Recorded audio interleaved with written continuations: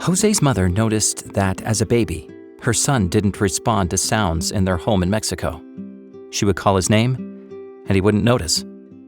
When Jose was about 2 years old, his mother sought help. She sent him to a school to learn sign language and how to speak. His teacher taught him the sounds of letters and words. He put his hand to her throat when she spoke, and then tried to replicate the sound with his own throat. His mother cried because her son couldn't hear her voice. "Don't worry," the teacher said. "Have patience. Everything will work out fine." Each day, Jose went to the sign language school for 2 hours before going to an Adventist school for another 2 hours. The church school taught him how to read and write, but most importantly, it taught him about God. He attended this school up to the age of 8. Since the school didn't have teachers who knew sign language, Jose's mother ended up sending him to a public school with teachers who could communicate with him.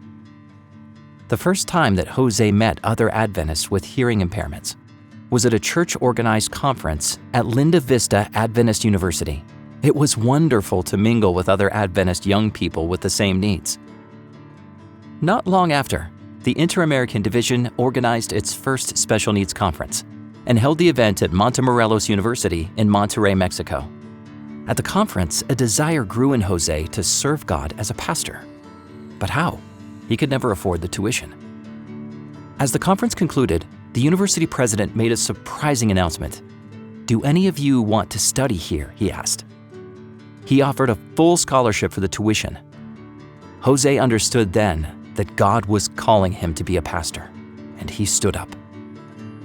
Jose is the first deaf theology student at Montemorelos University.